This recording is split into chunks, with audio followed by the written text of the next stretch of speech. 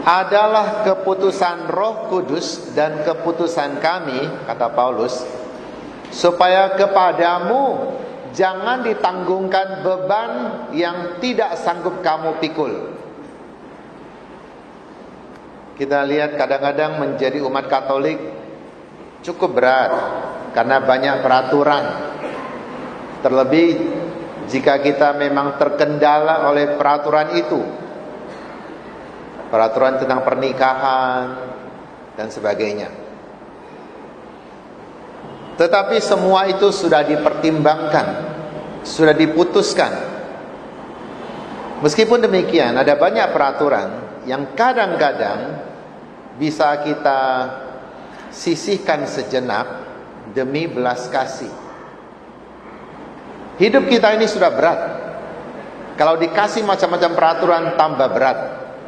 Lebih-lebih peraturan yang tidak masuk akal.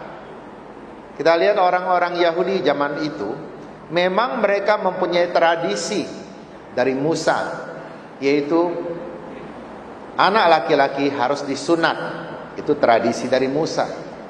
Tapi kalau kita mau tahu latar belakangnya, itu adalah tanda perjanjian Allah dengan manusia, bahwa Allah akan memelihara mereka, menjaga mereka. Itu tanda.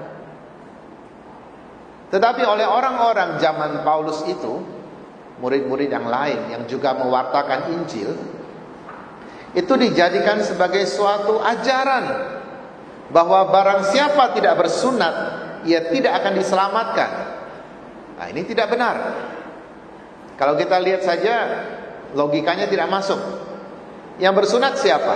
Kaum laki-laki atau perempuan? Kaum laki-laki. Kalau laki-laki bersunat lalu selamat, bagaimana yang perempuan? Apakah masuk neraka semua? Enak saja. Tidak benar itu kan? Lagi pula kalau sunat satu kali bisa selamat, kenapa tidak 2 kali saja? 3 kali, lama-lama hilang. Tidak masuk akal. Nah, inilah beban yang berat yang ditanggungkan pada orang yang tidak sanggup menanggungnya. Lagi pula tidak adil. Keselamatan ini datang karena Tuhan berbelas kasih kepada kita, bukan karena usaha kita yang hebat. Tapi untuk selamat kita perlu berusaha juga. Apalagi peraturan seperti itu yang memberatkan orang. Bagi orang-orang di luar Yahudi itu sangat sulit diterima. Memang sunat itu baik, itu demi kesehatan baik. Tidak sedikit orang melakukannya. Tapi kalau orang tidak mampu melakukannya, jangan jadikan alasan bahwa kalau tidak sunat tidak selamat. Kita lihat, tradisi ada macam-macam. Kita hidup di tengah masyarakat yang banyak macam tradisinya. Ada yang berguna untuk kita, membuat kita maju, membuat kita lebih akrab, lebih guyup dengan sesama. Ada yang membuat kita semakin jauh, membuat pertentangan. Nah, kalau demikian singkirkan tradisi seperti itu. Tradisi ada yang baik, ada yang buruk. Yang buruk yang menyulitkan orang. Kita lihat ada banyak tradisi yang buruk yang sudah kita ikuti. Misalnya orang ulang tahun, tengah malam gedor-gedor pintu, jam 12 katanya mau kasih selamat. Kalau saya tengah malam digedor-gedor seperti itu hanya untuk kasih selamat, saya marah. Uliau namanya, gak ada kerja. Kalau engkau sungguh menyayangi saya, hari-hari sayangi saya. Jangan tunggu tanggal itu saja, 23 Oktober jam 12 malam. Oh jangan. Bapaknya sudah tidur, ibunya sudah tidur, terpaksa buka pintu. Datang ramai-ramai bawa kue. Wow, surprise. Lalu kue dilempar ke muka temannya yang ulang tahun. Itu kurang ajar. Sudah itu temannya dicemplungi lagi ke kolam, tambah kurang ajar. Tradisi apa ini? Gak ada gunanya. Tapi orang suka itu. Bukan hanya anak muda, yang setengah muda juga, yang lebih dari muda juga suka. Saya heran. Tradisi yang baik banyak. Yesus saja ikut tradisi. Dia dari kecil disunat, bukan karena dia takut tidak diselamatkan. Ingat ya, dia pemberi selamat. Bagaimana dia tidak bisa diselamatkan? Karena dia hidup dalam tradisi itu, dia ikut. Dia menghormati orang tuanya. dikatakan bahwa Yesus tinggal bersama orang tuanya, kebijakannya semakin hari semakin bertambah di bawah bimbingan Yosef dan Maria. Nah, ini yang baik. Kita juga punya macam-macam tradisi. Ada yang bertanya pada saya, kalau di rumah ada orang tua yang sudah meninggal, orang pasang altar, boleh tidak? Altar sembahyang. Saya katakan, demi kebaktian anak pada orang tua itu sangat baik, pasanglah. Kalau orang tuanya perlu. Nah, bagi kita orang Katolik, kalau apalagi orang tua sudah Katolik, ketika dia meninggal, kita tidak pasang altar, kita pasang foto sudah cukup. Lihat foto sama dengan melihat orang yang telah meninggal. Altar juga sama sebenarnya, tapi itu tradisi yang lain. Nah, kita sebagai orang Katolik bagaimana? Boleh tidak pasang? Boleh, demi kebaktian anak pada orang tua. Itu tradisi yang baik, yang perlu dipelihara. Tapi sekali lagi, jangan tunggu orang tua meninggal baru kita menghormati. Ketika dia masih hidup, hormatilah dia. Jangan sampai sekarang masih hidup dia susah karena kita tidak memberikan perhatian, karena kita tidak membagikan makanan mungkin. Saya pikir makanan mungkin orang tua bisa cari sendiri. Perhatian ini yang penting.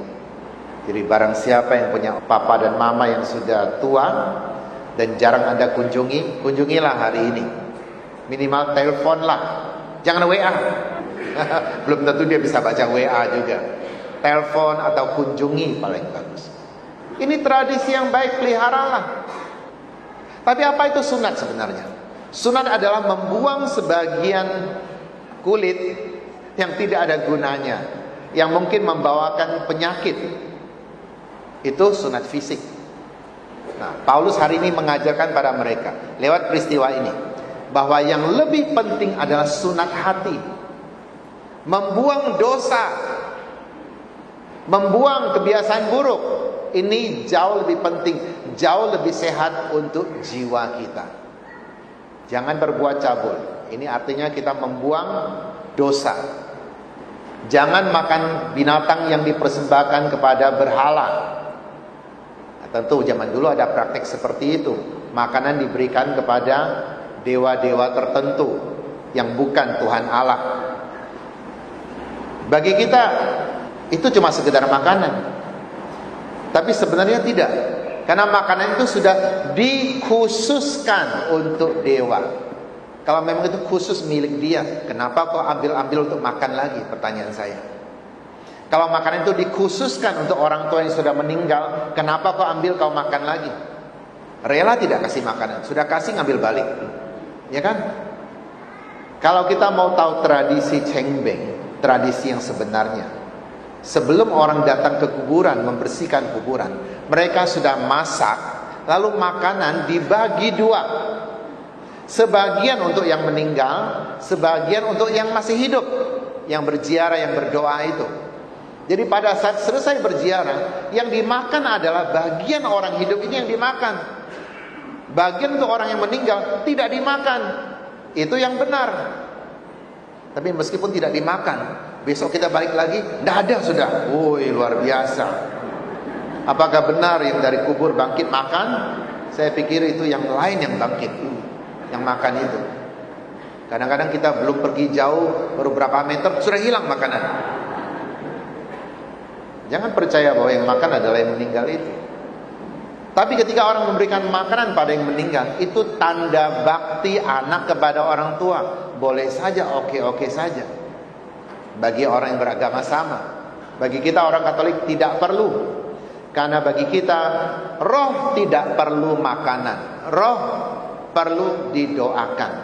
Badan yang perlu makanan, badannya sudah mati, tidak mungkin dia makan lagi. Karena itu bagi orang Katolik kita mempersembahkan doa, terutama mempersembahkan misa. Ini lebih penting. Maka kata Paulus, jangan makan makanan yang sudah dikhususkan untuk dewa. Itu namanya kita menduakan Tuhan. Yang kedua, jangan makan darah binatang yang dicekik. Jadi zaman dulu tuh ada orang percaya bahwa kalau binatang dicekik, maka darahnya tidak keluar, nafas kehidupannya tidak keluar. Karena itu binatangnya masih utuh. Ketika kita makan binatang yang seperti itu, kita akan lebih sehat, lebih kuat. Itu kepercayaan orang zaman dulu. Apakah Anda percaya itu? Percaya tidak percaya, tapi yang jelas ketika mencekik binatang itu adalah penyiksaan. Itu adalah kesadisan. Kalau sudah biasa berbuat seperti itu, kemungkinan nanti terhadap orang juga kita akan sadis. Kita lihat zaman sekarang ada orang-orang yang tidak berkedip bunuh-bunuh orang. Itu sudah keluar dari jalur, keluar dari perintah Tuhan. Waktu kita kecil mungkin kita juga suka iseng. Tangkap kecoa satu, lepaskan kakinya satu, dicoba bisa jalan enggak? Oh masih bisa jalan. Tangkap lagi, lepaskan 2 kaki, masih bisa jalan. Lepaskan 3 kaki, 4 kaki, akhirnya semua kaki dilepaskan, enggak bisa jalan lagi. Lalu kita gembira. Buat apa gembira seperti itu? Enggak ada yang lucu situ. Itu menyiksa. Bayangkan loh, kalau kecoa jadi besar, lalu kita yang dilepaskan 1 tangan, lepaskan 2 tangan, 2 kaki dilepaskan, apa jadinya? Kalau terhadap binatang saja bisa sadis seperti itu, kemungkinan terhadap manusia juga akan sadis. Maka orang tua perlu hati-hati ketika melihat anak kita melakukan hal seperti itu, cepat dicegah. Jangan bilang, ada apa-apa, papa juga buat gitu dulu. Sudah tahu salah masih diteruskan. Jadi ini kata Paulus, jaga hati kita bersih. Inilah sunat hati. Inilah yang lebih berguna daripada sekedar membuang sepotong kulit itu. Lalu kita lihat dalam Injil hari ini, Yesus mengatakan, barang siapa mengasihi aku, maka dia akan menuruti firman-Ku. Firman mana yang dimaksud oleh Yesus? Yaitu mengasihi. Firman itulah. Jadi barang siapa mengasihi Tuhan, maka dia bisa menunjukkan dalam kasih kepada sesama. Inilah firman Tuhan. Jangan dibalik. Barang siapa menuruti firman-Ku, pasti dia mengasihi aku. Belum tentu. Karena ada banyak orang melakukan firman Tuhan juga. Mengampuni orang, memberi makan kepada orang miskin, memperhatikan orang-orang yang susah. Ini firman Tuhan. Kasih bukan? Tapi belum tentu dia mengasihi Tuhan. Bisa saja dia buat itu untuk kemuliaan diri sendiri. Ketika orang tidak memuji dia, dia marah-marah. Lain kali tidak mau lagi deh. Tetapi mengasihi Tuhan dengan sendirinya, kita akan menuruti firman Tuhan. Karena kalau kita mengatakan kita mengasihi Tuhan, tetapi tidak ada tindakan apa-apa, ini omong kosong saja. Percaya tidak ibu-ibu? Ketika para bapak mengatakan, Bu, saya mengasihi engkau, I love you full, misalnya. Tapi dia tidak buat apa-apa. Kerja tidak mau, malas-malas, mandi juga tidak mau.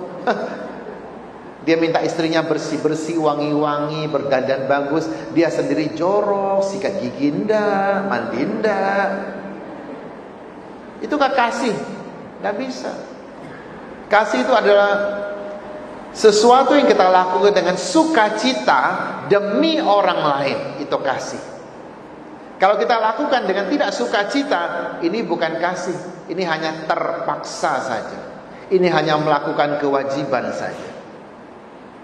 Maka sama ketika kita mengasihi Tuhan, kita tidak terpaksa melakukan perintahnya, yaitu dengan mengasihi sesama, dengan memaklumi kelemahan sesama, kita bisa menerimanya. Semoga Tuhan membantu kita, karena kita manusia lemah, kita sering jatuh dalam kesalahan. Dan semoga kita tidak menambahkan beban yang berat kepada orang lain. Kadang-kadang ada semacam hal yang kita sebut sebagai kesombongan rohani. Ada orang-orang, mungkin pastor, suster, atau mungkin umat juga, yang mulai menilai orang lain. Misalnya, kalau engkau belum ikut retret ini, maka engkau belum kudus. Nah, ini salah. Retret adalah sarana, tetapi bukan itu tujuannya. Kalau engkau belum bisa berbahasa roh, maka engkau belum hidup baru. Padahal yang bisa bahasa roh belum tentu hidupnya baru. Di gereja bahasa roh, di luar membenci orang, mendendam orang. Maaf, saya bukan menyinggung orang yang berbahasa roh, saya menyinggung perbuatan. Saya tidak menyinggung orang, perbuatan. Perbuatan salah apapun juga, dilakukan oleh siapapun juga tetap salah. Tidak bisa kita mengatakan ini pastor melakukan pasti benar. Saya katakan, kalau saya salah tolong tegur saya tidak selalu benar. Apalagi umat, kita sama. Kalau salah ya tetap salah. Hidup baru adalah kita meninggalkan kebiasaan lama, kita memulai hidup sejalan dengan perintah Tuhan. Itulah hidup baru. Atau kalau engkau belum baptis, maka engkau belum anak Tuhan. Ini yang saya paling tidak suka dengar. Ada yang suka menggunakan istilah itu. Ini anak Tuhan, yang lain bukan anak Tuhan. Kalau bukan anak Tuhan, anak siapa dong? Anak setan. Kasihan sekali. Yang dibaptis di Indonesia ini, kita cuma sekitar 7-8 juta loh. Yang Katolik ya. Yang di luar Katolik jauh lebih banyak, ratusan juta. Apakah mereka bukan anak Tuhan? Semua orang adalah anak Tuhan. Semua orang melewati agama untuk berbakti kepada Tuhan. Kita perlu bekerja sama dengan semua orang. Kalau saya menyadari dia juga anak Tuhan, mengakui dia anak Tuhan, maka bersama-sama kita bisa membangun dunia. Saya berharap semua orang mampu memandang orang lain juga sebagai saudara kita. Jangan menilai orang dari agamanya. Jadi Katolik apakah pasti menjamin orang baik? Nah, belum tentu. Pergi ke Italia, satu penjara hampir semua Katolik. Yang membunuh orang, yang memperkosa, yang korupsi, itu Katolik semua. Agama-agama, manusia-manusia.